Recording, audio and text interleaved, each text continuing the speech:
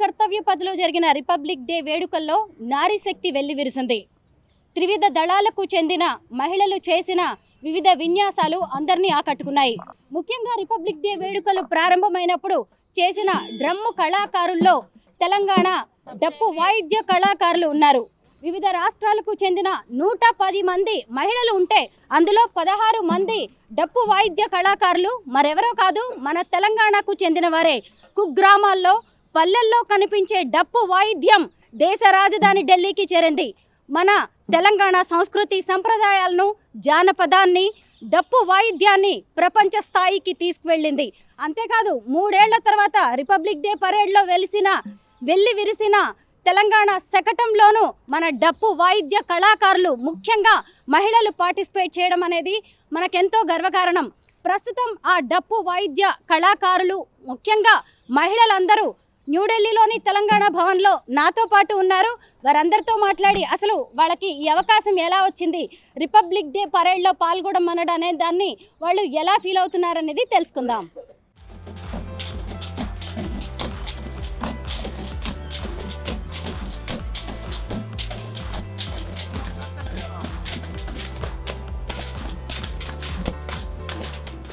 సహజంగా మనం డప్పు కళాకారుల్ని, డప్పు వాయిద్యాన్ని పల్లెటూళ్ళలో చూస్తుంటాము. శుభకార్యాల్లో కావచ్చు, అశుభకార్యాల్లో కావచ్చు, ముఖ్యంగా ఊళ్ళల్లో ఏదైనా చాటింపు వేసేటప్పుడు మనం ఈ డప్పుని ఎక్కువగా వింటూ ఉంటాము.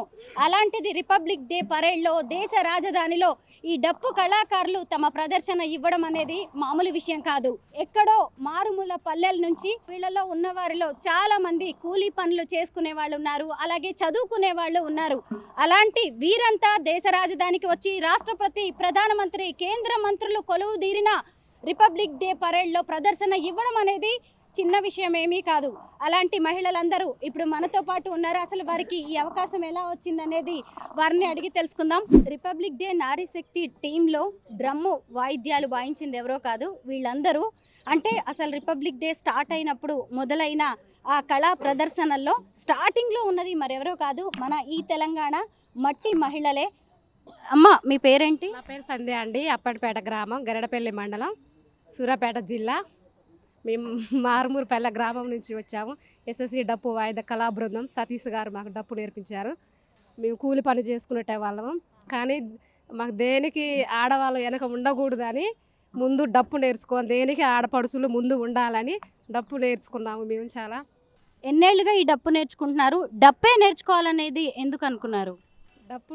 డప్పు ఒక కళా బృందము, అసలు ఒక కళలాగా ముందుకు వెళ్ళాలని మాకు అనిపించింది మేడం, డప్పు నేర్చుకోవాలని.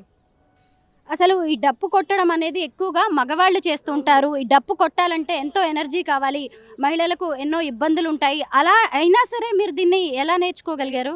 మేడం, మాకు డప్పు మిగతా వాళ్ళు, మా ఇంటి వాళ్ళు, మా భర్త వాళ్ళు కూడా నేర్చుకోవాలని ముందు ప్రయత్నం చేసిరు మేడం. ఆడవాళ్ళు దేనికి వెనక ఉండకూడదు, మేమే ముందు వెళ్తున్నాం మగవాళ్ళం కాబట్టి ఆడవాళ్ళు కూడా ప్రతి దానికి వెనక ఉండకూడదు, ముందుకు వెళ్ళాలని మాకు ప్రోత్సహించారు మేడం. కూలీ పని చేసుకుంటారు కదా, రోజంతా చాలా కష్టపడి వస్తూ ఉంటారు, ఇంటికి వస్తారు, మళ్ళీ ఇంట్లో పనులు అవి ఇవి చాలా ఉంటాయి. మరి డప్పు నేర్చుకునే అవకాశం, ఆ టైం ఎప్పుడు దొరికింది మీకు? సాయంకాలం మేడం, నైట్ నేర్చుకున్నాం మేము. పొద్దుగూకులు పని పోయేసి సాయంత్రం పూట నేర్చుకున్నాం మేడం. మామూలుగా ఒక డాన్స్ ఫార్మాట్ ఉంటే దానికి సంబంధించి ఒక పాట ఉంటుంది, ఒక లయ ఉంటుంది, కానీ డప్పుకు అలాంటిది ఏమీ ఉండదు. కానీ మీరు ఎలా స్టెప్పులు వేస్తారు? డప్పుకి సంబంధించిన ఇంకా విశేషాలు ఏంటి? వేస్తాం మేడం మేము, అడుగు దరువుని బట్టి అడుగు వేస్తాం మేడం. అంటే వేరే వాళ్ళు డప్పు కొడుతుంటే దాన్ని బట్టి మాస్టర్ అడుగు దరువు వేస్తుంటే మేము దాన్ని బట్టి వేస్తాం మేడం. అయితే నేను ఇప్పటిదాకా చూశాను కదా, అసలు ఎంత ఎనర్జీ పెట్టాల్సి వస్తుందో. పైగా కట్టిక నేల మీద డప్పు వాయిస్తూ చెప్పులు లాంటివి ఏం లేకుండా డాన్స్ చేయాల్సి ఉంటుంది. కానీ నొప్పిగా లేదా? నొప్పి అలవాటు అయిపోయింది మేడం. ఇక సంతోషం మాకు ఆగబట్టలేం కాబట్టి నొప్పి ఉన్నా తప్పదు మేడం. ఇక రిపబ్లిక్ డే పరేడ్లో పార్టిసిపేట్ చేశారు కదా, ఎలా అనిపిస్తోంది?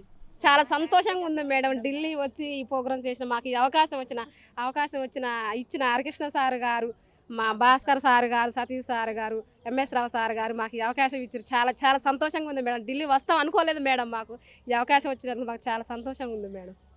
కూలీ పని చేసే మహిళలే కాదు, కాలేజీకి వెళ్లే పిల్లలు కూడా ఈ డప్పు వాయిద్య కళాకారుల బృందంలో ఉన్నారు. వారిని అడిగి మరిన్ని వివరాలు తెలుసుకుందాం. హాయ్. Hi ma'am. మీ పేరేంటి? నా పేరు రోషనాయ్ మేడం. ఏం చదువుతున్నారు? ఇప్పుడు డిగ్రీ సెకండ్ ఇయర్ మేడం నేను. ఒకవైపు చదువుకుంటూ ఈ డప్పే నేర్చుకోవాలనేది ఎందుకు అనిపించింది? అంటే ఇంకా చాలా కళారూపాలు ఉన్నాయి, చాలా డాన్సులు ఉన్నాయి, డప్పుకి ఎందుకు ప్రాధాన్యం ఇచ్చారు మీరు? నాకు డప్పు మీద చాలా ఇంట్రెస్ట్ మేడం, అందువల్ల నేను పాల్గొన్న దీనిలో. ఇప్పుడు కాలేజీలో లెవెల్లో ఉండగానంటే చాలా మందికి ఎన్నో ఏళ్ళు వెయిట్ చేస్తే కానీ ఇంత పెద్ద అద్భుత అవకాశం అనేది రాదు. ఇంత చిన్న ఏజ్లో వచ్చింది, ఎలా అనిపిస్తుంది? చాలా హ్యాపీగా ఉన్నా మ్యామ్. మన రాజధానికి రావడం అంటే చాలా గొప్ప విషయం. చాలా హ్యాపీగా ఉంది మేడం వచ్చినందుకు. అంటే ఇంకా నెక్స్ట్ జనరేషన్కి నేర్పించే అవకాశాలు ఏమైనా ఉన్నాయా? నేను నేర్చుకున్నాను అలాగే మీరు నేర్చుకోండి అని ఇంకెవరికైనా ఇలా చెప్తున్నావా? ఇంకొందరిని ఎవరినైనా కొత్త వాళ్ళని ఇందులోకి తీసుకొస్తున్నావా? అవును మ్యామ్, తీసుకొస్తున్నాను. మా కాలేజీలో మా ఫ్రెండ్స్కి చెప్తూ ఉంటాను మ్యామ్ నేను. ఇట్లా అంటే చూపిస్తా, ఈవినింగ్ టైం గ్రౌండ్లో మేము ఇట్లా నేర్చుకున్నామని వాళ్ళకు కూడా నేర్పిస్తాం మ్యామ్. మా కాలేజ్లో ఉంటాయి డప్పులు, వాళ్ళకి నేర్పిస్తాం మ్యామ్ నేను.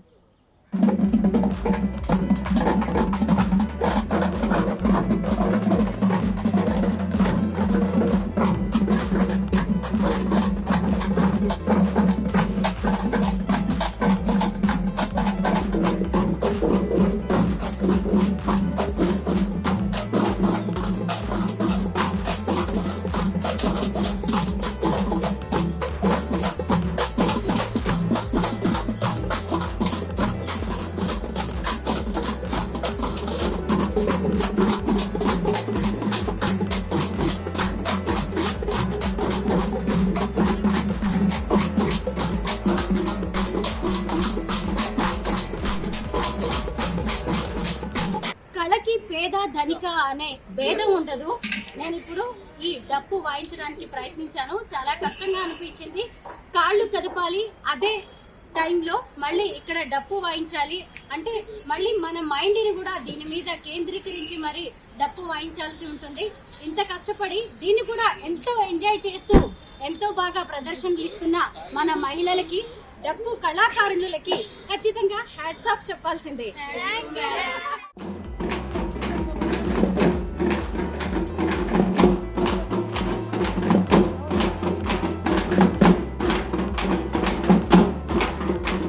మీ పేరు?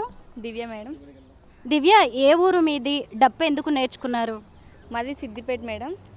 నేను ఇప్పుడు డిగ్రీ ఫైనల్ ఇయర్ చదువుతున్నాను, గవర్నమెంట్ డిగ్రీ కాలేజ్ సిద్దిపేటలో. ఈ డప్పు అనేది ఏమంటే ఇంట్రెస్టింగ్ ఉంటుంది మేడం, కానీ అందరూ డప్పు ఎందుకు నేర్చుకుంటారు అని అంటారు, కానీ డప్పు వల్ల చాలా ఒక మంచి హ్యాపీనెస్ వస్తుంది. ఇప్పుడు చాలామంది ఇలాంటివి పెద్దగా నేర్చుకోవడానికి ఇష్టపడట్లేదు. అంటే జానపదం కావచ్చు, అంటే ఈ విలేజ్కి పరిమితమైనవి ఇలాంటివి వద్దు అనుకుంటా ఉంటారు. అలాంటి వాళ్ళకి మీరు చెప్పేదేంటి? అన్నిట్లలో పార్టిసిపేట్ చేయాలి, ఒక్కొక్కటి చేస్తుంటే ఒక్కొక్క అనుభవం వస్తుంది మేడం. ఇండియా గేట్ సాక్షిగా అలాగే రెడ్ ఫోర్ట్లో కూడా మీరు మీ ప్రదర్శన ఇవ్వడం అనేది జరిగింది, ఎలా అనిపిస్తుంది? చాలా బాగుంది మేడం. మాకు ఇది సంగీత నాటక అకాడమీ నుంచి ఎంఎస్ఆర్ వల్ల మంచి ఛాన్స్ వచ్చింది. తర్వాత మా అందే మ్యూజిక్ అకాడమీ నుంచి అందే భాస్కర్ సార్ నుంచి మాకు ఈ అవకాశం వచ్చింది. సార్ మాకు ఒక 10 days క్యాంపు పెట్టి చాలా కాలేజీలో మంచిగా నేర్పించారు. కానీ కాలేజీలో ఏంటంటే ఎక్కువ బాయ్స్ కొడుతుంటారు కదా, గర్ల్స్ ఎందుకు కొడుతురని మా ఫ్రెండ్స్ అందరూ షైనిష్గా ఫీల్ అయ్యారు. కానీ మేము అలాంటిది ఏం లేకుండా మా ఫ్రెండ్స్ వచ్చి నేర్చుకున్నాము. దానికి చాలా థ్యాంక్ యూ సార్ నేర్పించినందుకు. కల్చరల్ డిపార్ట్మెంట్ హరికృష్ణ గారికి చాలా థ్యాంక్ యూ సార్. మాకు ఈ అవకాశం ఇచ్చినందుకు మేము చాలా సంతోషంగా ఫీల్ అవుతున్నాము. మా పేరెంట్స్కి ఇట్లా చాలా గర్వంగా ఉంటుంది సార్. Thank you sir. మీరు ఏం చేస్తుంటారు? ఎక్కడి నుంచి వచ్చారు? కల్పన మేడం, సూర్యాపేట డిస్టిక్, గడపల్లి మండలం, అప్పనపేట గ్రామం. మేము కూలి పనికి వెళ్తాం మేడం. ఎలా ఉంది ఇక్కడికి వచ్చేసి డప్పు వాయిద్యాన్ని మీరు ప్రదర్శించారు కదా, ఏమనిపిస్తుంది? మీ పిల్లలకు కూడా నేర్పించాలనుకుంటున్నారా? చాలా సంతోషంగా ఉంది మేడం. ఇక్కడ ఢిల్లీకి రావటం, పల్లెటూరు నుంచి ఇక్కడ ఎంత పేరు వచ్చిందని మా ఊరు వాళ్ళు కూడా సంతోషపడుతున్నారు. ఈ సతీష్ మాస్టర్కి, అంద భాస్కర్ అన్నకి, ఎంఎస్ఆర్కి, వీళ్ళందరికీ థ్యాంక్ యూ చెప్పుకోవాలి. సంగీతానికి డప్పు వాయిద్యాన్ని అమ్మగా చెబుతూ ఉంటారు. భారత స్వాతంత్ర సంగ్రామం నుంచి నిన్న మొన్నటి తెలంగాణ ఉద్యమం వరకు ఈ డప్పు శబ్దానికి, డప్పు వాయిద్యానికి ఎంతో ప్రాధాన్యత ఉంది. ఎలాంటి స్థితిలో ఉన్న వారినైనా తట్టి లేపే శక్తి ఈ డప్పు వాయిద్యానికి ఉంది. అలాంటి ఈ వాయిద్యం ఈరోజు దేశ రాజధానిలో మెరవడం మరందరికీ గర్వకారణమనే చెప్పాలి.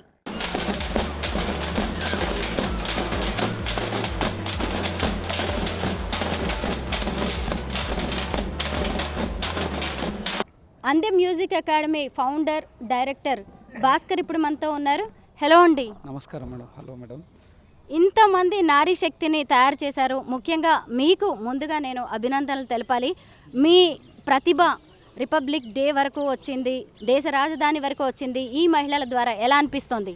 చాలా సంతోషంగా ఉంది మేడం. ఒక రకంగా చెప్పాలంటే ఇక్కడ ఉన్నటువంటి మా చెల్లెలు కావచ్చు, వీళ్ళందరూ కూడా కావచ్చు, చాలా పల్లెటూరుల నుండి వచ్చినటువంటి వాళ్ళు మేడం. ఎందుకంటే ఈ డప్పు అంటే ఒక విస్మృతానికి, అంటే కేవలం ఒక కమ్యూనిటీ బేసులనే చూస్తారు చాలామంది. డప్పు అంటే పలానా చచ్చిపోయినప్పుడు, పలానా బతుకున్నప్పుడు, పలానా పండుగప్పుడో, లేకపోతే వీళ్ళు ఒక కమ్యూనిటీ, ఎస్పెషల్లీ ఒక కమ్యూనిటీ బేస్లోనే మాట్లాడతారు. బట్ కానీ ఈ డప్పు అనేది సంగీతానికి ఒక అమ్మ లాంటిది. కాబట్టి ఈ అమ్మకు ఈరోజు ఈ దేశంలో ఒక అరుదైన గౌరవం దక్కిందని చాలామంది మాకు కూడా ఫోన్లు చేసి కానీ వాట్సాప్లో రూపంలో కానీ చాలామంది శుభాకాంక్షలు తెలుస్తున్నారు మేడం. దానికి మేము కూడా చాలా గర్వపడుతున్నాం.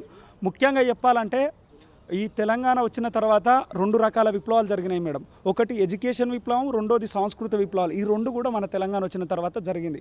ఆ తర్వాత ఇప్పుడు కొత్త ప్రభుత్వం ఏర్పడిన తర్వాత మొట్టమొదటిగా మా భాషా సాంస్కృతిక శాఖ డైరెక్టర్, తెలంగాణ భాషా సాంస్కృతిక శాఖ డైరెక్టర్ మామిడి హరికృష్ణ సార్ గారి సహకారం అయితే నిజంగా మరవలేదు మేడం.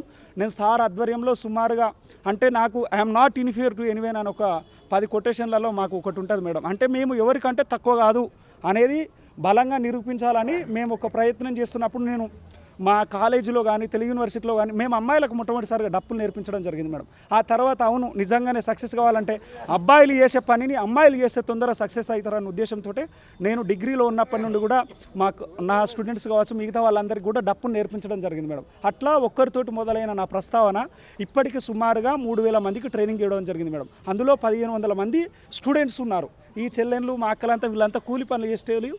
దీనికి నన్ను ఇన్స్పైర్గా తీసుకొని తమ్ముడు అమరవరపు సతీష్ ఆ ప్రాంతంలో నేర్పించడం జరిగింది. ఇక్కడ రావడానికి ఇంకొక కారణం ఏంటంటే, మనకు యునైటెడ్ ఏపీకి ఇన్ఛార్జిగా ఉన్నటువంటి, అంటే తెలంగాణకు ఆంధ్రప్రదేశ్కు ఇన్ఛార్జిగా ఉన్నటువంటి ఎంఎస్ రావు సార్ సహకారం కూడా చాలా మరవలేనిది. ఎందుకంటే ఆ సార్ కూడా మమ్మల్ని ఇక్కడ దాకా తీసుకొచ్చి, ఇక్కడ భాష ప్రాబ్లమ్స్ అయితే కూడా మాతోటి ఇంతవరకు కూడా ఆ సార్ మాత్రం మాతోటి ఉన్నాడు మేడం. అది మేడం విషయం. డప్పు వాయిద్యం మీద మీరు పిహెచ్డి చేయడం అనేది మరో అభినందనీయ విషయం. అయితే డప్పు అనేది కొన్ని సామాజిక వర్గాలకే పరిమితమైంది, పేదవారికే పరిమితమైంది. ఇన్నేళ్లు గడుస్తున్నా కానీ ఈ పరిస్థితుల్లో మార్పు రాలేదు అనిపిస్తుందా? మీరు ఏం కోరుకుంటున్నారు? ఇంకా మార్పు రావాలి మేడం. నేను గత సంవత్సరము సిద్దిపేటలో ఒక 100 మంది స్టూడెంట్స్కు సమ్మర్లో డప్పు నేర్పించాను. సమ్మర్ సామ్రాజ్యాలు కూడా స్పార్క్లెస్ క్యాంప్ పేరు మీద సోషల్ వెల్ఫేర్లో ఉన్నటువంటి విద్యార్థులకు డప్పులను ఆడపిల్లలకే నేర్పించడం జరిగింది మేడం. ఆ గత సంవత్సరం సంగారెడ్డిలో కూడా డప్పును నేర్పించడం జరిగింది, లలిత కళాతోరణంలో. ఇదంతా నేర్పించడానికి నాకు ప్రత్యేకంగా భాషా సాంస్కృతిక శాఖ డైరెక్టర్ మామిడి హరికృష్ణ సారు, మీ లోపల ఉన్నటువంటి కళ ఇది కుల కళ కాదు, ఇది విస్మృతానికి లోనైనటువంటి కళ. కాబట్టి దీనిలో కూడా మీరు అందరూ చాలా శక్తివంతులుగా తయారవుతారని సార్ చెప్పిండు మేడం. ముఖ్యంగా ఈ డప్పు లోపల సంగీతం అంటే జతులు ఉంటాయని నాకు తెలియదు మేడం. నేను చిన్నప్పటి నుండి, నేను 3వ 4వ ఏటో నుండి ఇప్పుడు 36 సంవత్సరాలు వచ్చేంత వరకు కూడా కొడుతూనే ఉన్నాం. కానీ దీంట్లో సంగీతం ఉంది, జతులు ఉందని నేర్పించినటువంటి స్వర్గీయ మా గురువు కుంపటి సూర్యభావంతరావు సారు దగ్గర నేను జతులను నేర్చుకొని ఆ జతులను చాలా ప్రయోగం చేస్తే నేను దేశంలో CCRT కావచ్చు, మిగతా సంస్థల నుండి కూడా నేను మంచి ఫెలోషిప్లు కూడా పొందడం జరిగింది మేడం. ఈ డప్పు వల్లనే నేను బతుకుతున్నా, ఈ డప్పుతోటి నేను PhD చేస్తున్నా. ఇదే నాకు ఒక నన్ను ముందుకు తీసుకెళ్తుంది మేడం. దీనివల్ల ఏదైనా సంగీతంలో ఏదైనా పోటీ చేసినా దీంతో గెలుస్తుందన్న ఒక అద్భుతమైన పాజిటివ్ థింకింగ్ నాకు వచ్చింది మేడం. డప్పు అంటే ఎక్కువగా మగవాళ్ళకే పరిమితమైంది, దానికి చాలా ఎనర్జీ కావాలి, దానికి సంబంధించి ఇంకా చాలా పరిమితులు కూడా ఉన్నాయి. అలాంటిది మీరు ఈ మహిళల్ని, కాలేజీకి వెళ్ళే వాళ్ళని కావచ్చు, కూలీకి వెళ్ళే వాళ్ళని ఎందుకు సెలెక్ట్ చేసుకోవాల్సి వచ్చింది? అంటే ఊర్లలోకి వెళ్తే మేడం అద్భుతమైన జానపదాలు పల్లె వాళ్ళ దగ్గరనే ఉంటాయి. ఇప్పుడు సినిమాలల్లో చూడాలంటే, ఇప్పుడు వచ్చిన సినిమాలలో ఎక్కువ పాటలు కూడా పల్లెలలో పాడుకునే పాటలు తీసుకొచ్చి ఎత్తుపోత కవులు, మాస్ కాపింగ్ కవులు అని అంట. నేను నా పరిభాషలో నేను కూడా తెలుగు సాహిత్యాన్ని చదువుకున్న నాకున్న సాహిత్య పరిజ్ఞానం ప్రకారము ఇప్పుడు నేను ఒక పాట పాడితే దాంట్లోకి 10 పదాలు తీసుకొచ్చి ఇంకో దాన్ని చేర్చుకొని దానికి దీనికి మిక్స్ చేసి అన్ని రిమిక్స్ అని డీజేలని మన దిమాకులను ఖరాబ్ చేస్తున్నారు మేడం. దానివల్ల హార్ట్ స్ట్రోక్లు వచ్చి అందరూ సగం అర్ధాయిస్తూనే చనిపోతున్నారు. కానీ ఇలాంటి పల్లె పాటలు వింటాయి, ఇలాంటి జానపద సప్పులను వింటే, లేకపోతే మిగతా బోనాల సప్పులను వింటే వాళ్ళ లోపల ఉన్నటువంటి బాధలన్నీ కన్నీటి రూపంలో వెళ్ళిపోయి వాళ్ళందరూ సంతోషంగా జీవిస్తారు. అందుకోసమే పల్లెటూళ్ళలో ఉన్నటువంటి వాళ్ళు ఏ పొల్యూషన్కు లోను కాకుండా ఎక్కువ సంవత్సరాలు బతుకుతారు మేడం. ఇది సంగీతానికి పాటలకు ఉన్నటువంటి గొప్ప నైపుణ్యం మేడం. రిపబ్లిక్ డే పరేడ్లో నారీ శక్తి టీంలో మన తెలంగాణ మహిళలకి మీ టీంకి ఎలా అవకాశం వచ్చింది? అసలు ఒక రకంగా చెప్పాలంటే మిగతా వాయిద్యాలకు మనకు నేర్పించే క్రమంలో పూసా గ్రౌండ్లో సెట్ కాలేదు మేడం. ఐఎమ్ ప్రౌడ్లీ ఫీల్, ఎందుకంటే నేను చాలా గర్వంగా ఫీల్ అవుతున్నా. మన పిల్లలు తొందరగా బీట్ను చేస్తే మిగతా వాళ్ళకు కూడా నేను ఈ బీట్ సెట్ చేసిన. ఒక 100 మంది అక్కడ 112 మంది వాయిద్యకారులు ఉంటే మన డప్పు తర్వాతనే ఈ డప్పు బీట్కి అనుగుణంగా, లేకపోతే చెండా కావచ్చు, బెంగాలీ డోలీ కావచ్చు, మహారాష్ట్రకి వెళ్ళి వచ్చినటువంటి తాషా బ్యాండ్ కావచ్చు, వీటన్నిటికి కూడా డప్పుతోటే మొదలైంది, అది డప్పుతోటే ఎండ్ అయింది. కాబట్టి వీళ్ళందరినీ కూడా ఒక రితంలో సెట్ చేసిన. దానికి నేతృత్వం వహించినటువంటి మాస్టర్ కూడా నాకు సెల్యూట్ చేసిండు మేడం. అది డప్పుకున్న మన సంగీతానికి ఉన్న గొప్పతనం మేడం. అందుకు మేము చాలా గర్వంగా ఫీల్ అవుతున్నాం మేడం. సంగీత నాట్య అకాడమీ మిస్టర్ రాజు దాస్ సార్ నాకు ఫోన్ చేశారు. తెలంగాణ నుండి ఎవరైనా డప్పు వాళ్ళు ఉన్నారంటే మిస్టర్ భాస్కర్ నాకు ముందు నుంచి తెలుసు. నేను భాస్కర్ వెంటనే ఫోన్ చేస్తాను, భాస్కర్ ఎట్లాగంటే వెంటనే నాకు చెప్పాడు. నేను దాన్ని బట్టి వీళ్ళు తీసుకుని రావడం జరిగింది. చాలా సంతోషకరమైన విషయం. తర్వాత వీళ్ళకి ఆరోగ్యాలు కూడా పాడయ్యాయి. తర్వాత నేనే చాలా ట్రీట్మెంట్ చేయించి అలాగైతే దానికి పూనుకుండా చేసుకున్నాను మేము. మేడం నమస్కారం మేడం, నా పేరు సతీష్ మేడం. ఈ ఢిల్లీలో మన ఆడబిడ్డలు డప్పు కొట్టే అవకాశం వచ్చిందంటే చాలా సంతోషంగా ఉంది. కానీ మీ మారుమూల పల్లెలలో ఈ మహిళలంతా, ఈ ఆడబిడ్డలంతా పల్లెల్లో పొలం పనులు చేసుకునేటోళ్ళంతా. కానీ ఇలా ఢిల్లీ దేశ రాజధాని నడుబొడ్డున డప్పు కొట్టడం అంటే అసలు మామూలు విషయం కాదు. మాకు ఈ ప్రోత్సాహం కానీ మాకు వెన్నంటి ఉండి ప్రోత్సహించేది అందే భాస్కర్ అన్న కానీ, మా సారు అందే హరికృష్ణ సారు కానీ, ఎంఎస్ రావు సారు కానీ, ఇలా సహకారం మరోలేదు మేడం. మేము అన్న డప్పులు నేర్చుకునేటప్పుడు ఈ ఆడబిడ్డలు చాలామంది ఊళ్ళో ఏడుపోటు మాట్లాడినారు. వీళ్ళు యాడ్ చేస్తారు అట్లా ఇట్లా అని చిన్న సూటిపోటు మాటలు రకరకాల ఎన్నో మాటలు అన్నారు. కానీ ఇలా అన్నీ పట్టించుకోలేము మేడం. ఏ రోజైతే వాళ్ళు సంకల్పంతో నేర్చుకున్నారో అదే సంకల్పంతో ఇలా దేశ రాజు నడుబుట్టిన సంతోషం. ఆదిమ మానవుడి నుంచి ఆధునిక మానవుడి వరకు ఈ డప్పు వాయిద్యానికి ఎంతో ప్రాధాన్యత ఉంది. ఎన్నో కష్ట నష్టాలకి ఓర్చి ఈ మహిళలు డప్పు వాయిద్యాన్ని, ఈ డాన్స్ను నేర్చుకోవడం అనేది జరిగింది. వీరి కళ మరింత ఉన్నత స్థితికి వెళ్ళాలని మనమందరం ఆశిద్దాం. స్వరూప పొట్లపల్లి, న్యూఢిల్లీ నుంచి.